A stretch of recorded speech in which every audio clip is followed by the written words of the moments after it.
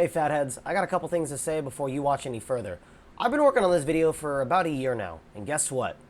It's still not finished. In the original intro I made for this video, I start off by thanking you guys for having my Butch Hartman video reach 1,000 views. At this point in time right now, it's already almost at 3,000 views. That's amazing, and I can't thank you guys enough for liking and watching that video. I wanted this video to come out way sooner, but I've been really busy with life, and honestly, I lost a lot of motivation when editing this video, which is why I made that video called It's Done When It's Done. That was my way of letting myself know it's alright that I hadn't finished the video yet, because my depression and anxiety were getting the best of me and making me feel like shit for just not finishing the video. Emphasis on why I said it's done when it's done. And right now, the video I had in mind is only halfway done, which is why I'm splitting it into 2 parts. When will the second part come out? I couldn't fucking tell you. Hopefully less than a year, but other than that, I can't really give you a solid answer. While I do love making YouTube videos, it's not my top priority in life. I have a Monday through Friday job to go to, and a house to help pay for. But just because the second video isn't gonna come out for a while doesn't mean I'm not gonna make other videos in the meantime. For example, like my Freddie Gibbs video I made. By the way, thank you for the support on that. But enough of me talking, let's continue to the video of me talking. Enjoy part 1 of my Flash video, because if you don't, all of my hard work will go to nothing and I will burn this website to the fucking ground. Enjoy. The year was 2014. I, Anthony, had recently just moved from my home island of Maui, Hawaii, and moved to the mainland known as Austin, Texas. Now, when I had moved there, I had no friends. I only had what I had brought with me, which was my incredible mom and my amazing dog slash best friend Lulu. Rest in peace, my sweet princess. Now, in my first months of living there, I didn't really have any friends, because why would I? I had just moved there. So, while my mom went to work and it was just me and my dog chilling, I decided to see what there was on Netflix. Upon looking, I found the show called Arrow. I immediately watched it, fell in love with it. One episode in particular got me very excited for what was to come, and that was the episode in which Barry Allen gets his first appearance on the show. This episode of Arrow absolutely floored me. I was so excited for what was to come. I loved Grant Gustin's performance of Barry Allen, and I still do to this day. A couple months passed by, and then the show finally dropped. And I loved it. The pilot is incredibly done in my opinion. It sets up the characters perfectly, it sets up what characters have what relationships with others, and I can understand how the CGI was a bit dated then, and it's definitely more dated now, but in my eyes there's a certain charm to it. In my opinion, every episode just kept getting better and better. I was super invested. I was obsessed with having the powers of the Flash. Seeing him go at super slow speed, and just even the lightning effects as he ran, was absolutely stunning to me. I thought it looked fucking awesome. When I was in class supposed to be doing homework or studying, I was pretending that I had super speed. Now you may be asking, Anthony, why are you telling us all this? I don't care about you. And to that I say, ow. The reason why I'm telling you all this is because, in all honesty, this show is important to me. This show means a lot to me. This show is how I met some new friends here. What inspired me to kind of start making tiny little films was because I was just so inspired by having super speed. I actually made videos of me having super speed. That's why I'm telling you all of this. This show and these characters and this character by himself means a lot to me. That's why we're gonna do a little bit of a deep dive. And by deep dive, I mean I'm gonna go all over the place on why now the Flash show sucks colossal ass. That being said, before we do any of that, let's go over the positive stuff. The first 2 seasons. Season 1 starts off with Barry, aka Grant Gustin, and a group of other teammates that revive him after being in a coma for 6 months, or 9 months, it's one of those 2. The particle accelerator that created the Flash also created a bunch of other metahumans, of which the Flash and Team Flash has to stop. Oh yeah, another thing, I want to point something out. When Barry finally gets his powers and he's running at super speed, when he runs past these cars, he's breaking all of their car windows. How do you think fucking Jerry, who's getting off his 9-to-5 job, feels when he comes to his car and sees that? Oh fuck, man, I just had a hard day at work. Just want to go home, take a nap. God, I can't handle anything else today. Why are my car windows broken? As the story goes on, you start to realize that Harrison Wells, the guy who claims to be in a wheelchair, is tap dancing his way to the time vault just fine. Meaning one thing, he is the Reverse Flash. And I'll tell you one thing now, guys. I shat my pants when I saw the trailer for the promo for this episode. I was fucking ecstatic. The Reverse Flash in this show wasn't your typical villain. He wasn't just as simple as like Tweedle mustache, got a little top hat on as he's sitting eating popcorn as he dangles the Flash from a tank full of sharks for him to escape out of easily. This version of the Reverse Flash is very methodical and very much like a monster. Whenever he shows up, you can never really get a good view on him because he's just so fast and he's always vibrating. It's fucking terrifying. terrifying. The one scene where he shows up to tell Joe to stop looking into finding out who the man in the yellow suit really is fucking awesome. I can't tell you how many times I rewinded this scene because I wanted to see if I could actually find out in the still frames who the Reverse Flash was. Obviously I couldn't because, you know, he's just too fast. And then finally, when Reverse Flash meets Flash for the first time, they have this badass fight in this stadium, which is clearly the exterior of Star Labs, but we don't need to get into that. And then, when he finally fights him, and then that's all done, by the end of the episode, you see Harrison Wells walk onto his little Lego thing, press the button, and it's revealed that he is the Reverse Flash. And in his deep voice, he says, this episode was absolutely awesome. I got so excited for what was to come, and what later came was awesome. Another great moment from season 1 is the one moment where Barry time travels for the first time. He doesn't know who he sees. He's doing his little sprint. He looks to his left and he's all like, oh shit, that's me. That must mean nothing. Later in the show, it's revealed that he has to run back and forth to stop a tidal wave, as you often do, if I had a nickel. And then during that other scene, you see Cisco figuring out who Reverse Flash really is, and you get this absolutely incredible scene between Carlos Valdez and Tom Cavanaugh, and they're just having this genuine conversation where Cisco kind of knows he's gonna die. He's not gonna make it through this encounter. And then you get this amazing dialogue from Tom Cavanaugh where he says, forgive me, but to me you've been dead for centuries. If that doesn't get your dick hard, I don't know what does. And then Barry finally time travels for the first time. I don't know about you, but I love a good superhero scream when a superhero goes like, raw! Because he's like, you know, like being a superhero. I love that shit. So when Barry went like, raw! Through the time thing, and then he sees himself going like, oh shit, bro, is that me? You're all like, oh shit, he fucking time traveled. And then that goes into a whole nother thing, which is awesome. And as the show goes on, you see Barry and the team slowly find out that Reverse Flash, or Ubartan, I should say, is hiding something. Finally enter the time vault, they figure out who he is, and then it just keeps on getting better and better. And I want to point something out too. I think everyone in this show acts incredibly well. Grant Gustin is Barry Allen, in my opinion, kind of my Barry Allen. He's just the one I grew up with, and honestly, I think he does a great job. He's absolutely incredible. Tom Cavanaugh, I can't give this man enough praise for how well he's done. He is absolutely incredible as Reverse Flash, Harrison Wells, really any of the Harrison Welleses, well, the first 4 come to mind in particular. Point is, he's incredible and I love him in this show. Carlos Valdez does an absolutely awesome job as Cisco. Danielle Panabaker does a great job as Caitlin Snow. Jesse L. Martin does a phenomenal job as Joe West. John Wesley Shipp does a great job at being Barry's father, aka Henry Allen. Candace Patton, who plays Iris West, does a really good job. Flash season 1 ends on a cliffhanger. Flash goes in. By the way, one of the best season finales I've probably ever seen. That season finale is absolutely incredible. Next season shows up. Flash is all alone because he's all like, boo-hoo, I want to be like Batman now. Everyone else is gone because for whatever reason, like every typical superhero genre, we have to do the classic, oh, I've got to push my loved ones away so that way they don't get hurt, even though they always end up digging into your past and figuring out who you really are anyway. So it's not like it really fucking matters. You might as well fucking tell him, dipshit, but whatever, that's not why I'm here. Season goes on, he recruits back the good old team, then Zoom comes along, and Zoom is super duper fast, guys, like faster than Tim Allen, Zoom. Just saying. We get introduced to a new Harrison Wells called Harry, also played by Tom Cavanaugh. Zoom finally shows up and it tells that Zoom means business. Zoom literally catches a lightning bolt and throws it back at the Flash like they're playing a game of catch or frisbee or something.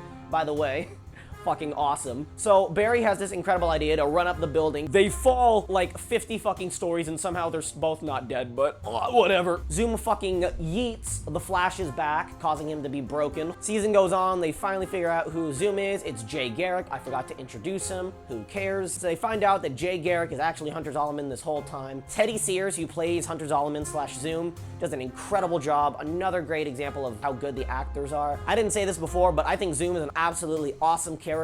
He's just a pure and utter psycho. The line he says to Joe right here. Why this charade? Running around dressed like the Flash. To give people hope, Detective. Hope. So I could rip it away from them. Is absolutely fucking awesome. Like, holy shit, this fucking goober means business. And I love it. Finally, when it comes to the end, we get this awesome scene of the Flash and Zoom going around each other, running in this big-ass time donut, whatever you want to call it. And then Flash saves the world. Time remnant of Flash dies.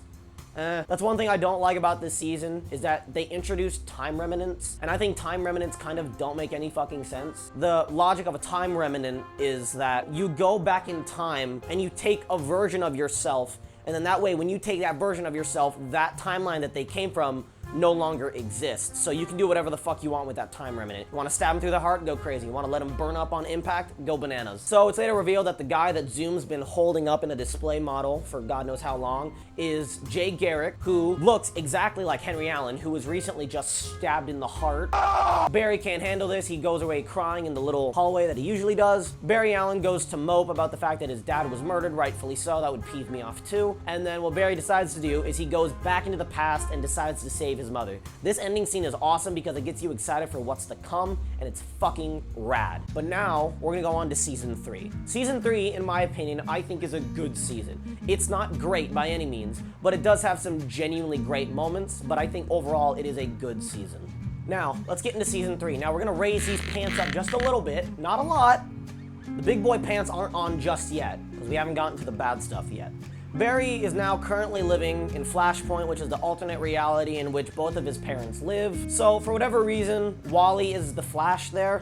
He doesn't make a lot. Also, I want to point something out. At one point, Wally saves Barry, and Barry, who's met Wally before in the past timeline, can't recognize that this guy who's practically showing all of his face, he can't tell that it's Wally just because it's vibrating. I mean, at least with Reverse Flash, it was understandable because he had like glowing red eyes and he had like that cowl on, so you couldn't really like see his hair or get a read off of him. Whereas this is just a guy in a banana suit. I'm well aware it's you, Wally. So Barry's trying to get that Iris pussy because if he didn't have any luck in this timeline, maybe he'll have luck in this one. Also, I want to point something out that upsets me too deep into my core. What this show tries to do is they try to hammer onto this fact that Barry and Iris are meant to be together, and I hate to break it to you, but that shit just doesn't really work for me. But the problem here, though, is that right from the get-go, you see kind of the chemistry that Iris and Barry have in the first episode, and you think like, oh, they'd be kind of cute together. But as the show goes on, you're kind of like, you guys kind of like don't have anything in common. When Patty in season 2 comes along, you're all like, oh shit, she's fine as hell and she likes Barry. That's a perfect match made in heaven. What more could he want? But for whatever reason, she's all like, yo, I'll stay here if you tell me I'm the Flash. He's all like, nah, fam. And she's all like, all right, cool. Fuck off then, I guess. Like, Barry, my guy, why couldn't you have just said I'm the Flash? Like, Patty was such a keeper. You should have kept her for fuck's sake. She was unbelievably cool. But no, Barry has to be with Iris. And I just think that's fucking stupid. Barry and Iris in season 3 have this really cheesy scene where Iris is all like, this is what love is, isn't it? And Barry's all like,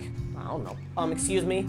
I don't mean to interrupt, but this is kind of fucking stupid. But Barry Allen sees the damage he's done. He's all like, yo, I'm losing my memory. Let me have the Reverse Flash drag my ass back to the future, or somehow he's fully clean shaven. I guess the Speed Force has that effect. Maybe they have Harry's. Barry shows up and he's all like, yo, Joe, what's good? Where's Iris? He's like, too far, man, too far. What did I say? I didn't do anything. And Wally's all like, hey, bro, do you not remember that Iris and Joe aren't on cool terms? Barry's all like, oh no, what have I done? This is a real pickle that I've put myself in, a real time pickle. As the season goes on, you start to hear about this guy called Dr. Alchemy. He's able to get people who were in Flashpoint and give them their powers in the current timeline that we're in. There is a great scene where Barry's all like, you know, maybe I should just redo this all over again. And Jay Garrick pulls him out, and he's all like, bro, what the fuck is wrong with you? Just stop Control-Alt-Deleting. Just commit to what you've done. You've already fucked up, man. You've already fucked up time. You fucked it with no condom. You can't abort this fucking timeline, okay? You're stuck with it. Just fucking take it. Maybe that was a bad example. So Flash comes back. He's all like, hey guys, just to let you know, I made an alternate reality where basically everything's different. Cisco's all like, bro, hey, you know my brother, who I only had one good interaction with in the first season? He's dead because of you now. How does that feel, you asshole? You know that interaction I had with my brother, a character that I never really gave a shit about in the first place? Well, he's dead now, and I blame you. How dare you try to save your family and try to save mine? Meanwhile, I'm in the corner going like, yo, Cisco, how about you stop being a little bitch? You get introduced to Julian, I forgot his last name. He's played by this guy from Harry Potter, but he's good in it. I actually prefer him when he's more of a dickhead because I just find him more appealing to watch when he's an asshole rather than when he's nice. When they're this close to capturing Alchemy, a giant new speedster shows up in the name of Savitar. And the way they introduce Savitar is actually really fucking cool, where he's all like all metal and CGI and shit. And the scene where he grabs Barry and he's like going through the Speed Force and he's like throwing him across Central City in different points because he's like entering the Speed Force in one way and then leaving it in another. That was absolutely awesome. That being said, I do think it's very funny how noticeable the change is from the CGI suit to the big suit, it's very obvious that they ran out of budget because we went from CGI Megatron to Freddy Fazbear. The suit doesn't look that bad, honestly. It's got cool LED lights, but it's definitely a big notice, but it's fine. I just think it's funny. They find out that dickhead Julian is actually Dr. Alchemy, that son of a bitch. They take his ass back to the pipeline. Julian's all like, I don't trust you because you are a mask, dumbass. And Barry, for whatever reason, he's just so eager to just give up his identity. Tells him, he's like, oh, Barry, I should have known it was you, you asshole. He's like, yeah, whatever, I'm an asshole.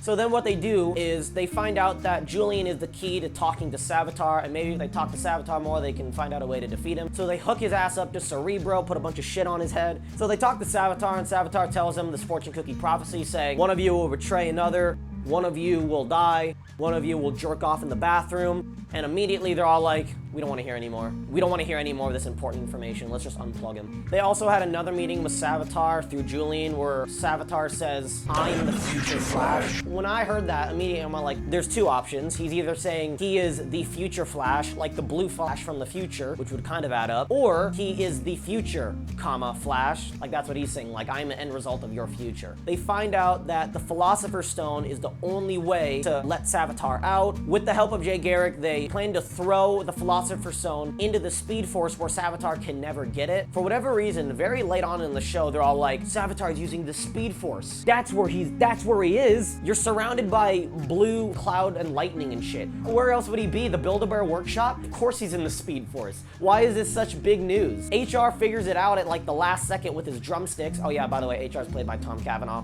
Really good. I actually really like HR. It's until the next season that I start getting irritated, but I'll talk about that in a sec. Barry throws the Philosopher's Stone into the Speed Force like the fucking moron he is, but then you actually have this really incredible scene where you don't know what's going on. You're like, wait, where is he right now? He's in this alleyway. Are we gonna witness Batman's parents getting murdered for the millionth time? No, you see Iris getting murdered, and you have this really awesome scene where Barry's like pleading with Savitar saying like, yo bro, how about you don't kill her? And Savitar's all like, nah. Right as he's about to stab her, goes into this awesome slow motion, like lightning, dramatic music, superhero scream. You know, I love that shit. And then Barry sees it, and then Jay Garrick pulls him, and he's all like, yo, what the fuck did I just see? Man, the future, you not paying attention? Jay explains to Barry, listen, you can't have what you saw affect this because the future is always changing and turning. You have no idea that that's gonna happen. His point is that don't think that just because you saw that future, that that's gonna be your future, because timeline's always constantly changing. And that's a really cool way of looking at it. I love John Wesley Shipp in this show. He's fucking awesome. By the way, his suit is dope as shit. So for the rest of the season, Barry's trying to prevent the death of Iris. Also, side point,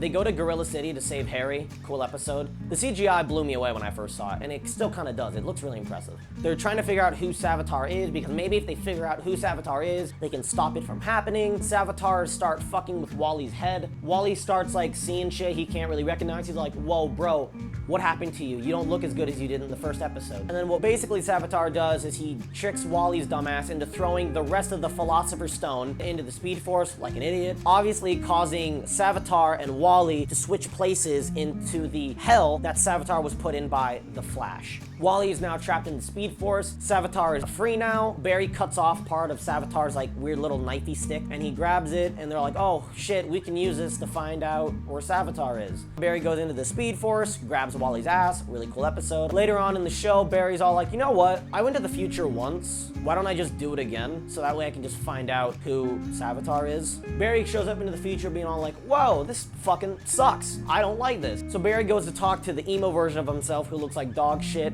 He's got like really long hair, and he's all like, hey, do you know who Savitar is? No. And then at one point, old Barry says, you're gonna make time remnants, but you're gonna kill them all. When Barry finally comes back to the present, the start of a family conversation starts to spark who Savitar is. You never really know where Barry goes to meet Savitar. From what I can tell, this is where he was left while Rio Barthon was killing his mother. Savitar shows up, he goes into the kneeling position, and he comes out, and it's Grant Gustin with like a half-crusted pizza face. So then Savitar explains to Barry who he is and why he is the way he is. He ends up telling Barry, remember how the old version of you from the future that you just came back from said, you're even gonna create time remnants of yourself, but he's gonna kill them all mostly. Guess what? I'm one of the time remnants that Savitar didn't kill. Barry and Savitar fight, very cool scene. So then Cisco, he breaks out the board and explains the timeline to the rest of Team Flash. And guess what? It still doesn't make any fucking sense. The way that Savitar is created, now bear with me here, Savitar is the time remnant that the first Savitar didn't kill because he wanted the time remnant that would become Savitar to be created. He ends up running to the past to create his legend, to make clear that Savitar's like been around for years.